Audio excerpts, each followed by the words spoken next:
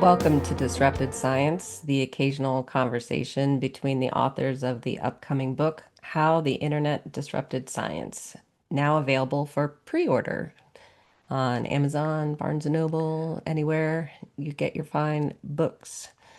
I'm Joy Moore, here with my co-author Kent Anderson, and today is Wednesday, November 5th, 2025. Hey, Kent. Hey, Joy. So it's exciting that our book's available for pre-order, isn't it? It is. We had to change our intro too. You got to get used to that. Help us out. Pre-order our book. Yeah, Um, yeah, yeah. I reread it and I worry. Every time I see it, I'm like, I hope this lives up to expectations. Then I reread some of it and I'm like, actually, it's what I at least wanted. hmm I'm happy with it. So I'm continue to be happy with it. So yeah, give it a shot. Give it a Yeah, shot. But we just had a really great interview with Nick Evans. we did. Yeah, he's fascinating. As I mentioned when we talked that I ran into him at the Peer Review Congress in Chicago a couple months ago, where he gave a really interesting talk.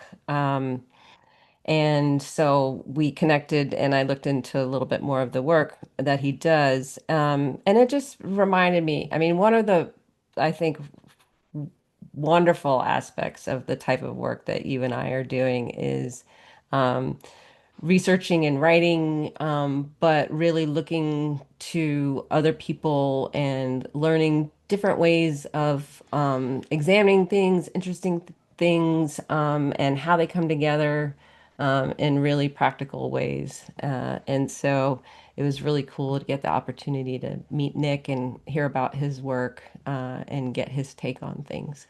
Absolutely. I mean, like you and I were talking to someone else yesterday, and the whole reason I've always done this is to figure things out, and so to have our network expanding with this podcast and other things, and you go into that meeting, and meeting him, and that he's a new name, and but great interview and a lot of great insights, and somebody he also does gain of function research, has a book called Gain of Function, right? That we'll hmm talk about a little bit, and yeah, so he's a fascinating guy and really interesting to hear how he's managing his career path as well, given his ambitions and the way that academia works and his understanding of incentives. And yeah, just a really reasonable, down to earth, grounded person who, really loves community, which is something else that resonates, I think, with both of us. Yeah, definitely. Yeah, but we're not going to steal the whole interview. We'll let you hear from Nick right now. So, without any further ado, let's move to our interview with Nick Evans.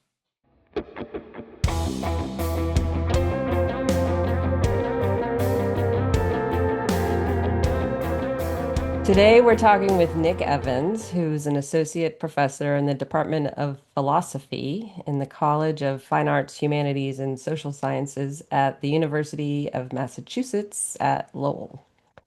So, I didn't know who Nick was until I saw his talk at the recent peer review congress in Chicago. And then I have to confess, I ambushed him in the hall after I think I interrupted a conference call that you were on, Nick, because I wanted to see if we could connect so I could learn more about the research that he does and the intersection with public policy. And he was polite enough to indulge me, and we connected. And then I looked up his bio and some of his publications, and I learned like what a fascinating combination of interests and specialties he has. And what I wanted to do today is introduce you all to Nick, learn more about his work, and see what the rest of us can take away from it. So, welcome, Nick. Thank you for having me. Yeah, welcome. So, tell us about your background. Where did you come from? So I have a circuitous background. My first degree was in physics, and so I was a kid who wanted to be an astronaut, and uh, I guess that still remains the case. But I did a degree in physics, and then while I was doing that, I was working in a very small branch of nuclear physics. And I got to reading the history of the US nuclear program, and I decided that I was actually much more interested in what scientists did and why they did it than I was in actually doing science itself. So I pivoted to where the money is and did a PhD in philosophy at the Australian National University. Um, and then I worked for the Australian government for a year as a policy officer in their universal health insurance branch. So I was part of the team who figures out how much the government will pay for a particular procedure to doctors as part of Australia's universal healthcare system. And then I did 2 years at the University of Pennsylvania in a postdoctoral fellowship supervised by Dr. Jonathan Moreno before I got I guess my big kid job as an assistant professor in the Department of Philosophy. And when you so-called ambushed me, Joy, I was actually in the first department meeting of my new department. I just transferred my tenure to the Department of Political Science because, as you saw from the talk that I gave in Chicago, I still do philosophy, but I also do a fair bit of empirical research these days. And for the purposes of promotion, philosophy departments don't really do, surveys or experiments. So I moved to a department that did those so that I could kind of continue my career trajectory in a place that understood my brand and was going to kind of promote me up through the ranks of their department. Hmm. So tell me about the work that you presented at the Congress for those who weren't in attendance. So, uh, back in the dark ages of COVID, which feel like they were a million years ago, some days, and then some days feel like they were yesterday, um, I and a colleague of mine who was at the National Institute of Allergen and Infectious Diseases, is now an assistant professor in the Department of Population Health at the Uniformed Services University of the Health Sciences. So she moved literally across a highway in Bethesda to get her new job. Emily Ricotta, she and I were talking about preprints, and we were expressing a bit of frustration about just the number of preprints and how difficult and how onerous it could be at times to try and figure out which preprints were good and which preprints were not so good. Um, COVID in some ways, I mean, scientific preprints have existed in some ways for hundreds of years, right? People just used to kind of send letters to each other. And now we have preprint servers, repositories, but COVID was really the first infectious disease outbreak of note that was that had this extreme kind of input from scientific preprints. So people would do research on COVID, and they would throw it up on medRxiv or bioRxiv or SSRN. And then people would litigate what the content of that paper was, what the results meant, what it meant for public policy, what it meant for medicine, either in their own preprints or on Twitter, which in retrospect was probably not a great idea for all of us. And Dr. Ricotta and I wondered what the effect of preprints was on public policy. Now, it's really difficult to understand what the effect of preprints are on public policies, because for anyone who's read public policy, unlike academic articles, they do not cite their work very often, right? So Mm. there's not a bibliography at the end of every piece of CDC guidance or every NIOSH policy statement. But what we could do is we could look at the documents that informed policymakers. So we reached out to a team at Griffin Scientific, which is a boutique consulting company, or was a boutique consulting company in Tacoma Park, just outside of DC. They're now a part of Deloitte. And they had been conducting a policy guidance exercise for NIOSH. And so they were providing weekly updates on occupational health and other areas of interest to NIOSH, and kind of where the state of the science was during COVID. And they also mentioned that the Department of Homeland Security published the master question list every day for most of the kind of acute phase of COVID, which is this enormous document of, it's like the world's greatest FAQ on COVID. Mm. And one of the really cool things about these documents is that they are living documents, and so they have daily editions, and so they're extensively cited, and we were able to look at them and figure out where they were using preprints. And so we started with the MQLs over the year that we chose as our study period, which was from February 2020 to February 2021. There were 1,800 unique citations, of which approximately 450 were preprints that had later been published during the study period. Now, no one's got time to read 900 scientific papers and do line by line comparisons of them. So, one of my students, who did get his degree in philosophy, but also is a pretty good Python coder, he borrowed an algorithm that another researcher at the University of Georgia had made and modified it so that it would take the abstracts of the preprint and its publication of record version and do a line by line comparison, or sorry, a word by word comparison of the abstracts. So this is a tokenized algorithm. It's almost exactly the same way as things like ChatGPT works, right? So you find tokens, which are usually sentence fragments, and you compare them, and then you use maths to kind of judge the probability that a difference in um, two fragments in the same point in the document has occurred by chance. And so then this gives you a big list of sentence changes. And then I and another member of the study team, we sat through and we, between the two data sets, so the two policy corpuses, we read 10,000 sentence level changes across 600 papers or so, to understand what was being changed between papers and then figure out which changes were significant, and then if they had an Hmm. influence on policy, and then if the documents had actually been updated once those were published.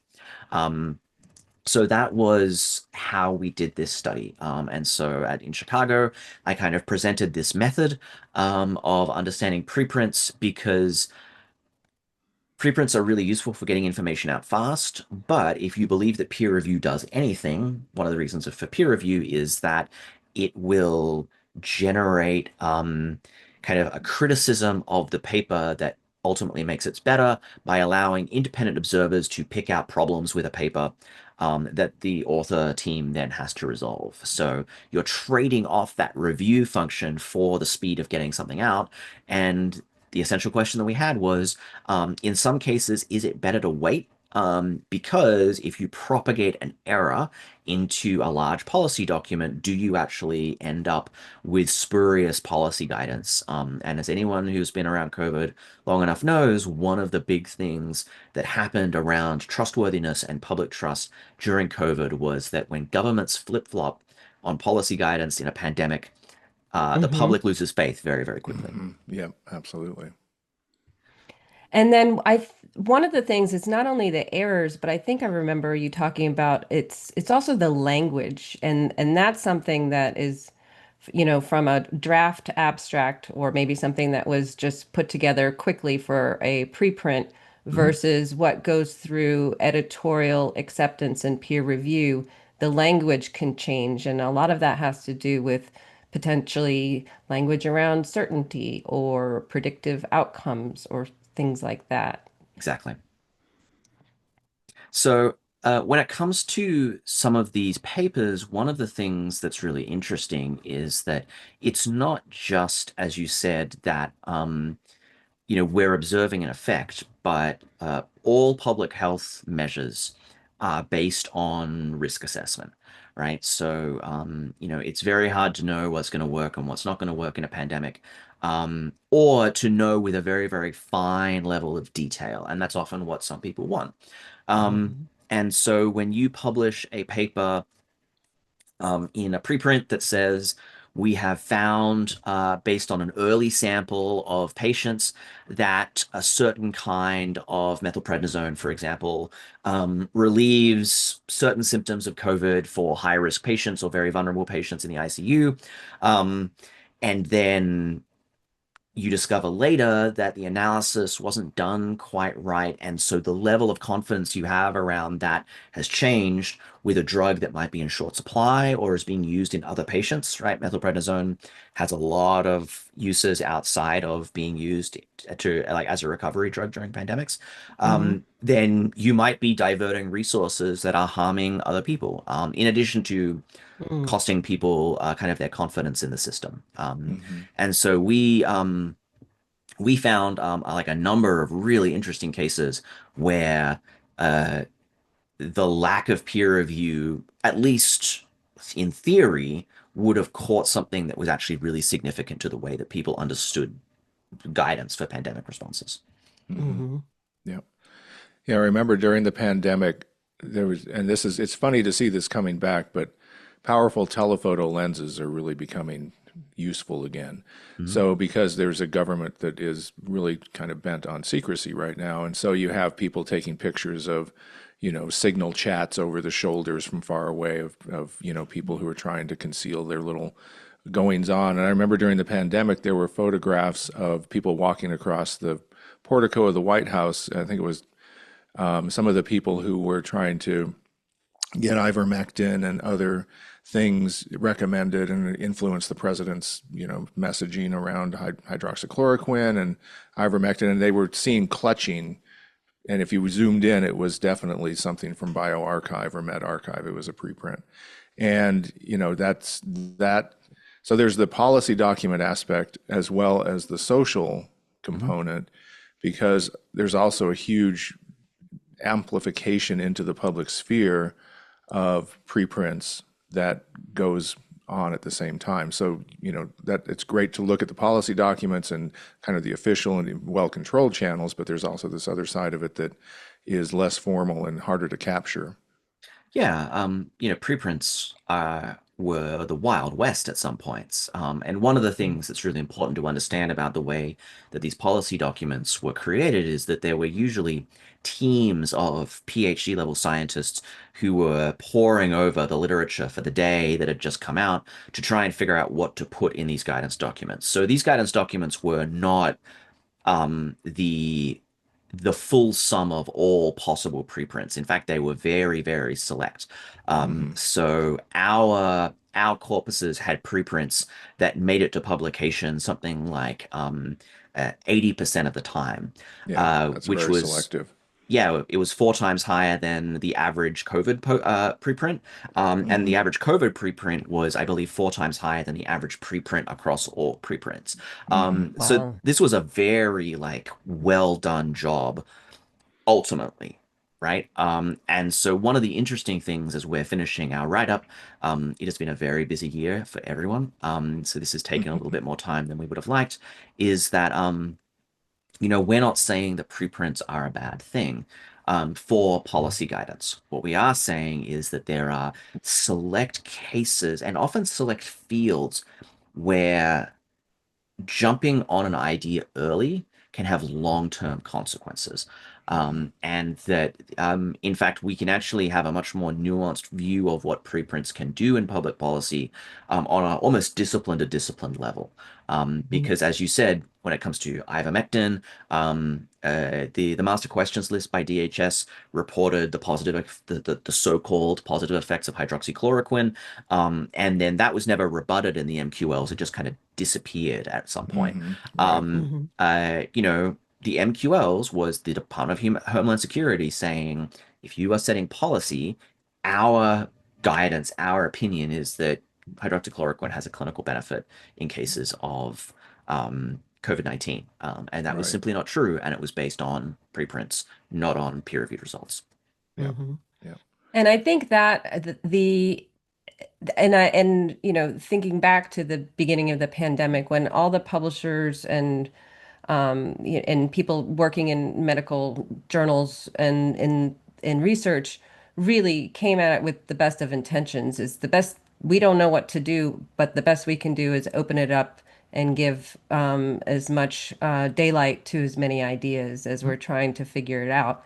But then since then, it has took hold. And so now we're seeing the use of preprints for things that are basically to circumvent the peer review process to go straight to policy and to influence a lot of information and misinformation campaigns because of different agendas. Well, I think that I'd even flip it harder. I think that it's narratives have developed, and now they're writing preprints for those narratives, Yeah, that's right. We saw one the other or day. even papers in what we call gaslight journals. Yeah, we saw one the other day where they announced their findings the day before they posted their preprint. Hmm. So it was Yeah. already in the, probably hundreds of thousands of subscribers in their social media space before the paper was even published on Zenodo. And so what can you even do about that?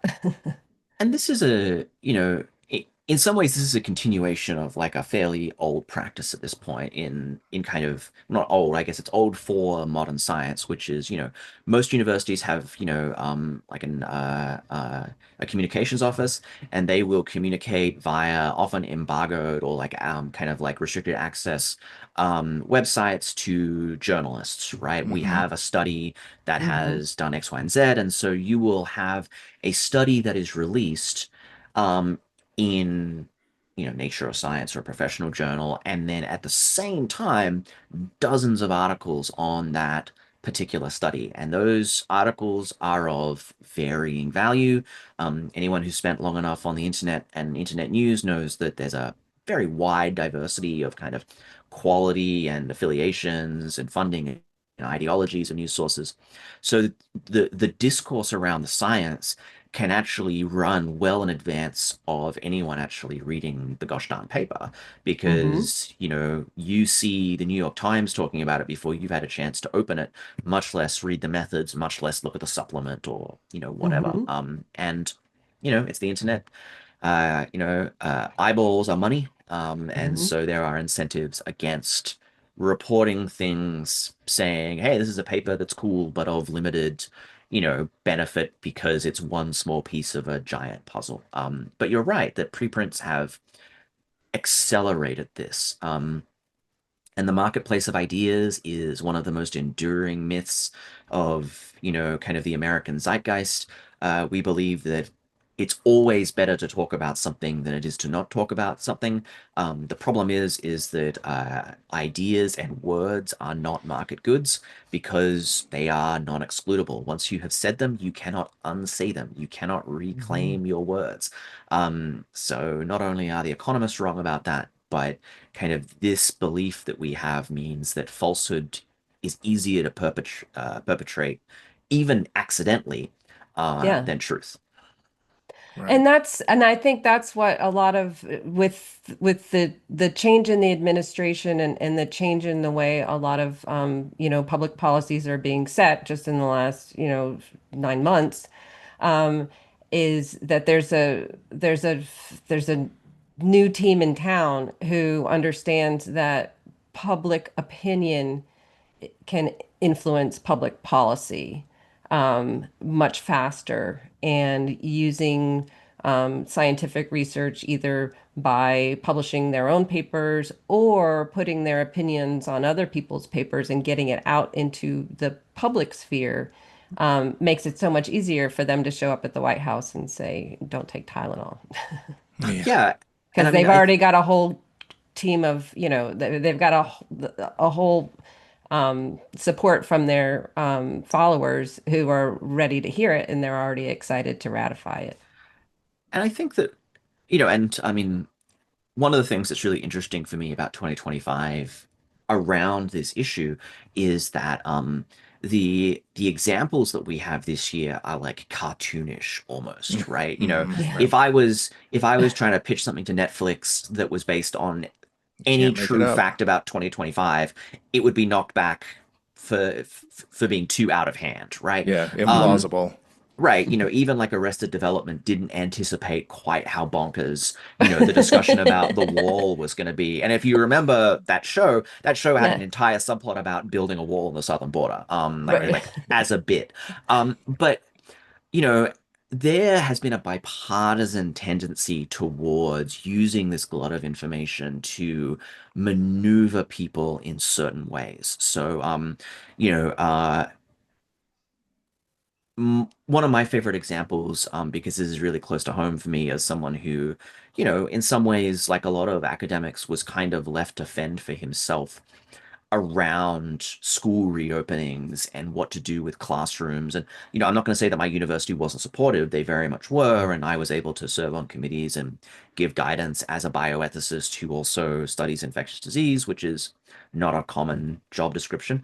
Um, but some of the earliest papers on the transmission in primary and secondary schools between children and family members were published as preprints first, and they reported no significant increase in the rate of contracting COVID from families with school-aged children.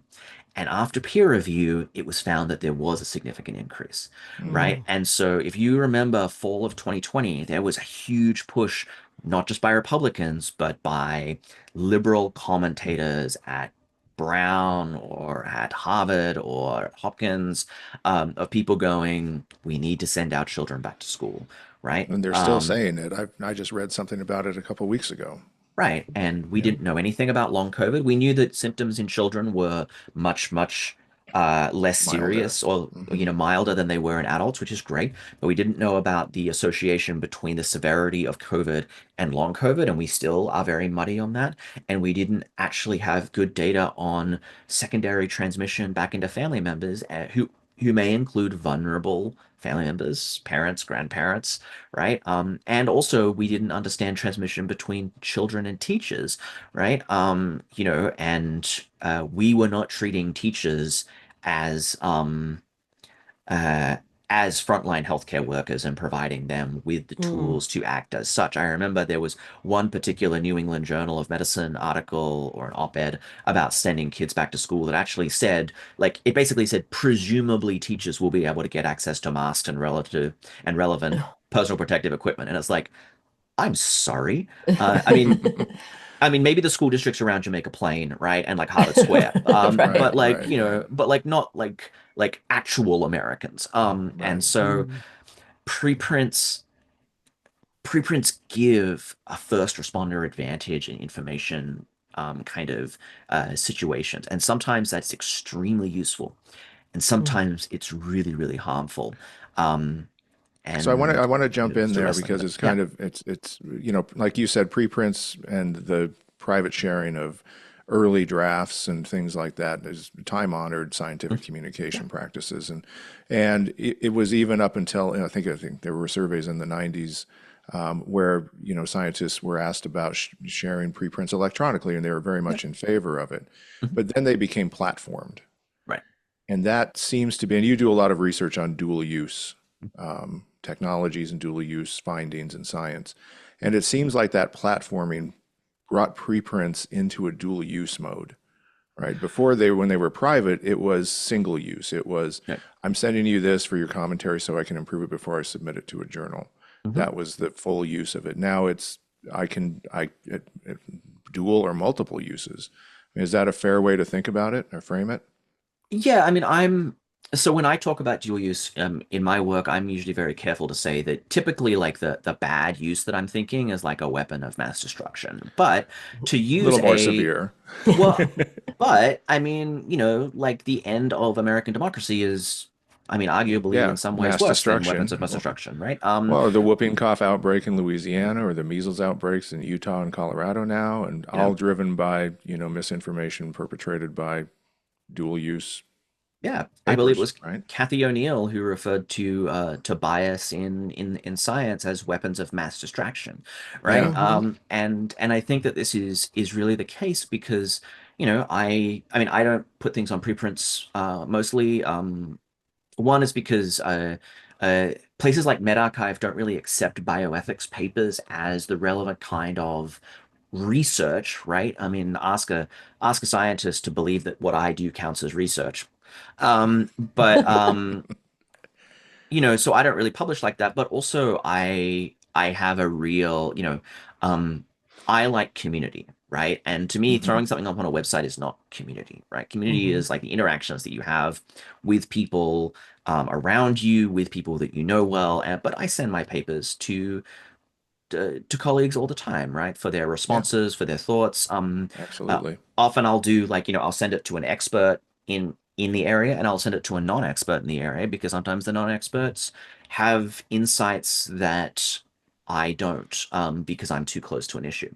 But once you put it up on a platform, you are basically making it available to anyone who wants it. And you are removing the intent of the distribution from the equation and basically saying whatever the audience wants out of getting early access to this paper is fair game.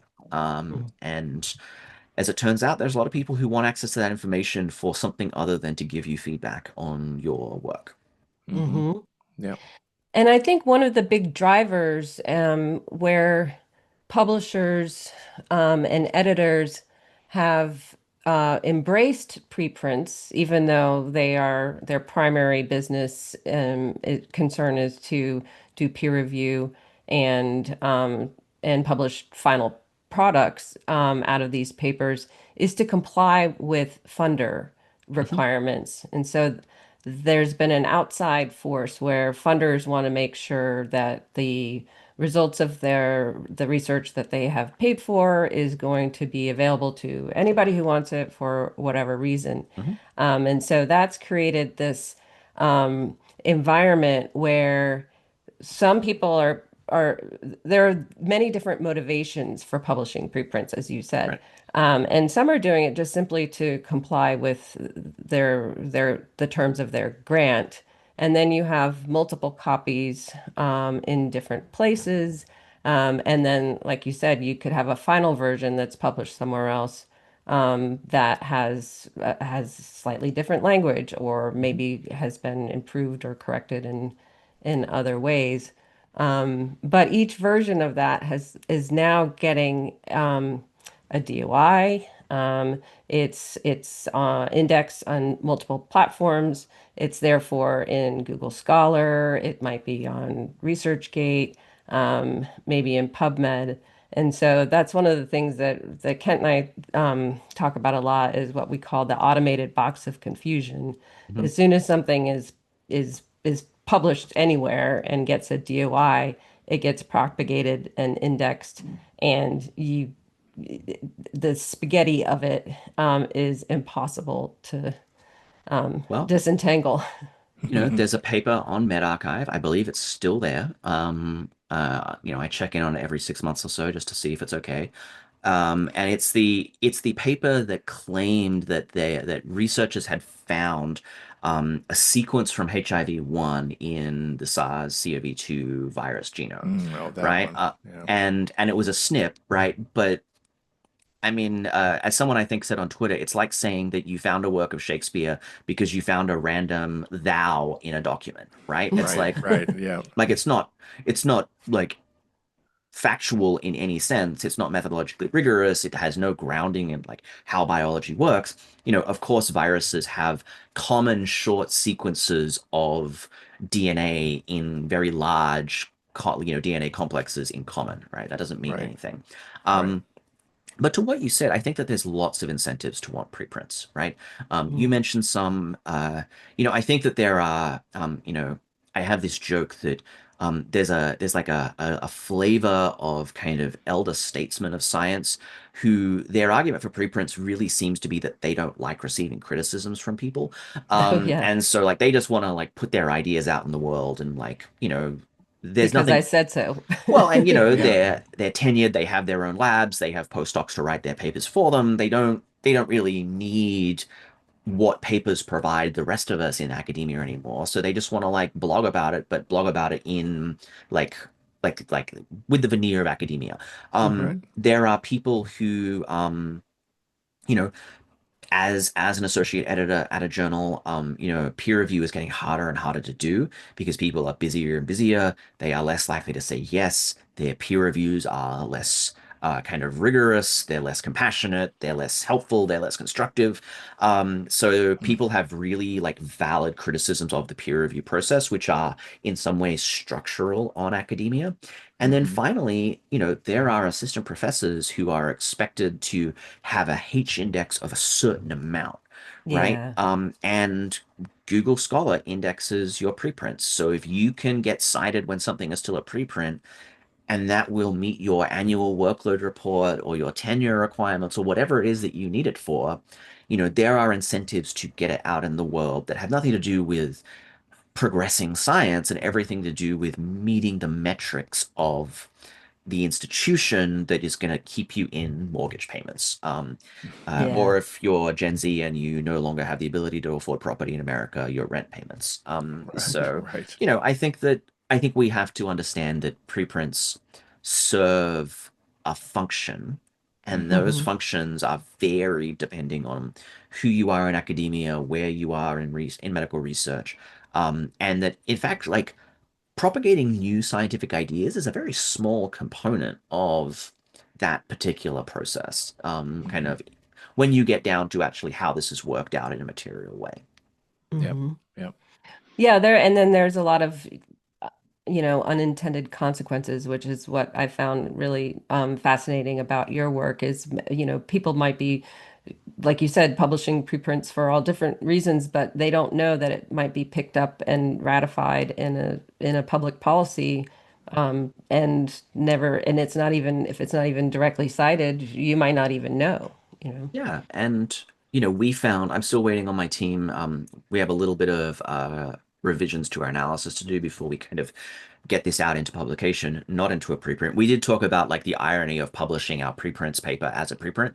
But you know, there is at least eyeballing it, there is a considerable difference between these two corpuses from two different government agencies who hired two different groups to do two different kind of jobs, in the rate at which they select preprints that have significant issues for policy. So what you're doing now is you have these groups who have to now screen their preprints and the rest of the scientific literature, but they have to do the job basically of peer reviewers of deciding whether the preprint is worth it to make it into the official policy guidance record. Hmm. And that's a like a division of labor that from a public policy kind of framing we have not yet really or I have not seen really discussed, right, about the like how scientific labor is mobilized to sift through the sea of ideas in the literature now and actually put it into a coherent policy document, which is another issue our that our research rages. Yeah. Mm. I look forward to seeing that. Yeah, thank you. So you have Um, a book out as well? I do. mhm. It's called Yes. Gain Yeah. of Function. Yes, and it's part of the MIT Press Essential Knowledge series, I Correct. believe. And there were a couple quotes that kind of jumped out at me. And one of them was expecting scientific grounding in science policy can be understood as a neat way to crash a policy process altogether. That is, uncertainty is painted as a reason to forego meaningful regulation or reform. So can you talk about this certainty, uncertainty risk as it Yeah. relates Yeah. to public policy? So I will utter a phrase that if there's any listeners, American listeners, will make them feel a little bit queasy, which is the precautionary principle. And this comes out of the environmental movement, and especially in the 1990s, we have the Rome Statute, and really what is happening in the climate change movement, which was still moving at the time, as opposed to what it is now. There was this pushback from certain scientists around and policymakers and lobbyists around the idea that we didn't know that the climate was changing in a way that was deleterious to human health, and we didn't know to what extent. And so accepting regulations on emissions or total carbon loads for countries or certain kinds of industrial practice was premature because we had yet to kind of really sort out the facts of the cost benefit analysis scientifically about whether the regulatory solution was going to benefit us more than it harmed us, and whether it was Hmm. actually going to solve the problem and whether or not the problem existed.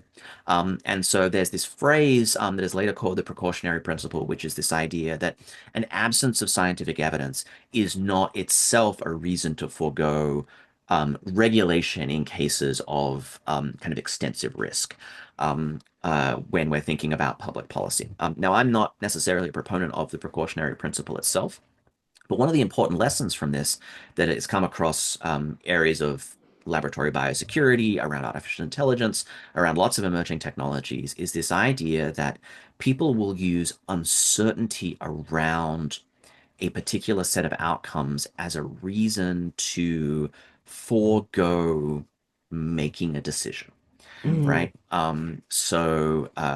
When it comes to artificial intelligence, right? People are like, artificial intelligence could take everyone's jobs. And people will go, but you don't know that, right? Hmm. Maybe Hmm. it'll make a whole bunch of new jobs, and those new Hmm. jobs will be great. So we shouldn't do anything about the economy when it comes to artificial intelligence above and beyond letting, the market figure it out or whatever, because we don't know if trying to sort it out could be worse than artificial intelligence taking all of our jobs. Hmm. And, when you phrase it like that, it's like, how could the industrial solution to artificial intelligence be worse than artificial intelligence crashing the employment market? But, um, this is a really common problem where people say, but you don't know, so we Hmm. ought to forego doing anything about it, just in case the cure is worse than the disease, effectively. Yeah. And we see this everywhere in policy that is guided or informed by science. Yep. Hmm. And we're seeing it even more. I think that's the most popular perspective in terms of what's going on Yeah, it's a in rhetorical the device that's HSOs. being used a lot to Yeah, advance to things that have even, I mean, there's more uncertainty on their side in some Mhm. ways than Yeah. otherwise. And so, but they, if you deploy that, if you're the first to deploy that rhetoric, you have an advantage in the conversation. Yeah, and there's this kind of, and then there's like extra moves that go on in this kind of rhetorical chess game because, Hmm. a lot of this is grounded in this, especially here in the United States, is grounded in this idea that the benefits of science and technology are inevitable and the Mhm. harms are only possible, right? And if you frame it like Mhm. that, then sure, why wouldn't you want more science and technology, right? Right. Or Maybe we'll people solve are them going to with get, more science and more technology. yeah, which will be really good for the people who make money off Good. of science and technology, right? Right. Hmm. And then people will say, well, and also, because one of my big interests is the way that political infrastructure mediates the benefits of science and technology, right? My good friend and colleague at Yale, Jason Schwartz, he is a vaccine policy researcher. So he's not a vaccine researcher. He studies the history of vaccine policy. He likes to say that vaccines don't save lives, vaccinations save lives. It does Yeah. not matter if you've got it on a shelf, it's got to be in someone's arm, which we are starting to find out more and more at the moment. Yeah. Yep. And so then there is this debate that happens in science policy circles where people go, but it's better that it's on the shelf than it doesn't exist at all, right? And you're like, and Yeah. so But there's this this is all concept about called herd optimism, immunity, so right? yeah. This is really a lot about optimism in the power of science and technology to solve our problems, and this is, I think, really important in our current political moment, to solve them in a way that does not require politics, right? Hmm. So if we simply find the appropriate combination of technologies, um, then we will not need the messy, squishy politics that goes with infrastructure institutions, right? And I think that this is not just in things like Silicon Valley. I think we could look at this in like the Maha movement, for example, Hmm. right? We don't need universal healthcare and public health if we eat enough beef tallow or whatever it is that, Hmm. people care about in the Yeah. Maha Right. movement. This is it's virtue and it's morality without politics. Hmm. One of the biggest proponents of this, of course, is Peter Thiel, who is Yeah. explicit that he hopes the technology can solve the problem of needing politics. Um, Yeah. and I find this both deeply fascinating on an intellectual level and also deeply terrifying on a personal level. Yeah, because anytime you Because get two people together, politics begins. yeah, I mean, and it's just also how humans interact. yeah. you have to be a misanthrope to want to get rid of that. Well, and when you dig down into it, anti-politics is politics, right? It's just that Right. Yeah. it often leads to, in the same way that like refusing to make a choice is a choice. Yes. Um, and when you look at people who are, deeply anti-politics, like the Peter Thiels of the world, what you find is that they are extremely pro politics. It's just that they're pro a particularly noxious version of politics that if they just came out and say it would be far less palatable than going, we should just get rid of being, Yes. Yeah. political, right? Absolutely right. And Absolutely yeah. right. Well, this has been fantastic, but I think we should probably honor the clock and let's move on. I know we've talked about discoveries of the week, so why don't we move on to discoveries of the week?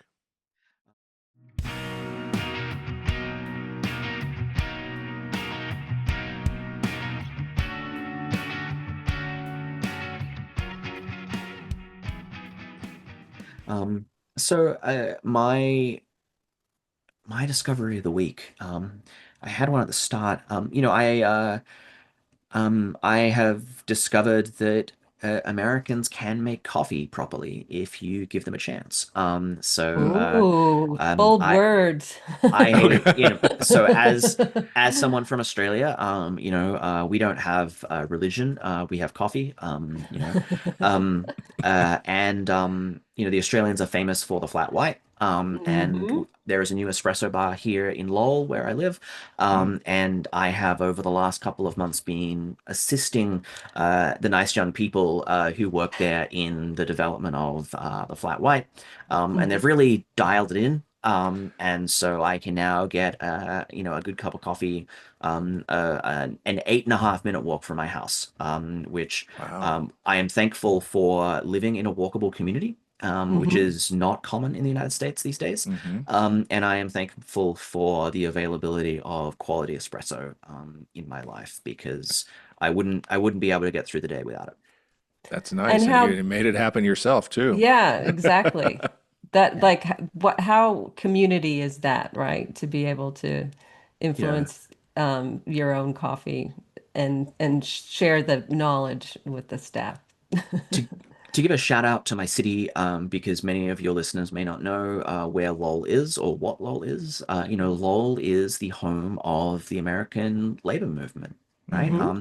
And that labor movement is not a movement of men; it's a movement of women. The mill girls, who initially went on strike for better conditions and better wages, when they were working in the heart of the Industrial Revolution here in the United States. And to this day, one of the great things about living in Lowell is that they have a really strong sense of community that comes from that tradition of being a town of unions, being a town of labor. And it's great. All I remember from Lowell is when my son played Pop Warner football. The team from Westboro would go out to Lowell, and we noted that every football game there was one ambulance available in Hmm. case there was an injury. In Lowell, there were two. We're a And rough that town. and the cheerleaders were very, very serious about what they did. So yeah, a great town, but a little intimidating to us suburbans. So I I think that Massachusetts, I mean, I still have people in Massachusetts who are like, "Oh my God, you live in Lowell. That's so dangerous." I'm like, "Darling, it's not the 1980s anymore, right? Like right, like, right.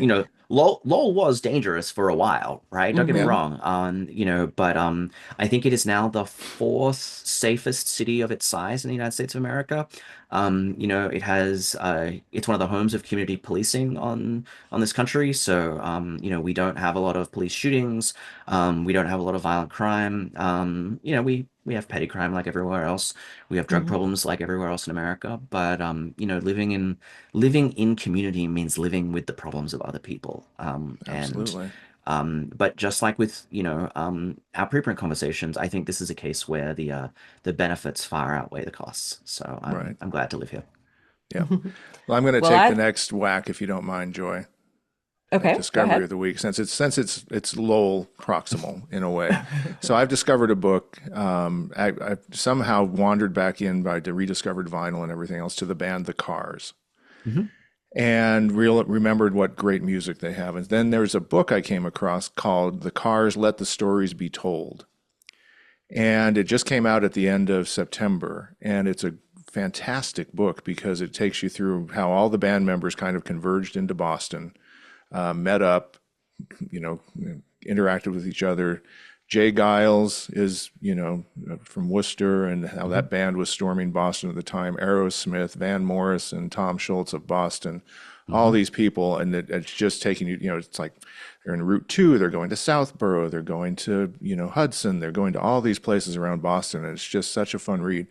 And then just how, it's just a wonderful book. So my discovery of the week is a book called "The Cars Let the Story Be Told." Stories be told, and fantastic. And if you're into reading about the Boston area, I would recommend it, or the Cars, or just great music history. Fabulous. And Boston has great music history. So Yeah, I'll look that up. yeah, Well, as a recent transplant from Massachusetts to Virginia, my discovery of the week is also about community and my specific community, meaning the cul-de-sac that I live in. Even though my parents have owned this house for 30 years, I haven't spent long periods of time here. And what I learned from one of my neighbors just this morning is that it's deer hunting season. And apparently, there is a bow hunter who's been helping to thin the herd in our backyards for the last 30 years. And he found out because he just moved in with his two little kids. And his wife came home and said, "Why is there a bow hunter in our backyard?" And so we had to kind of put our heads together and call a few people and to say we had no idea. But apparently that's just something that's been going on, and he and his wife are super friendly people. But we needed to say, by the way, we just need to know what's going on here and what are the rules right. and all Do we of need that. orange vests? Well, right. I said, Pete, you're gonna have to dress your kids in orange for the rest of the season, you know. But they're lovely people, but it's something that just never occurred to me, but And it's so quiet that it's so probably nobody quiet noticed. and it's been an important part of this neighborhood for a very long time. So, That's incredible. Fascinating. All right, Nick. Well, thank you so much for joining us today and taking the time. Thank you. We'll have this up next week, and we really appreciate it. yeah, this Wonderful. was great. We learned a lot. Thanks so much, Nick. Thanks both. Okay. Bye. Thanks for tuning in. Thanks to our friends at Provoke the Truth for the music. Pre-order our book if you want. And as always, let us know what you think. You can reach us at disruptedscience@gmail.com, and we'll see you next week. Bye.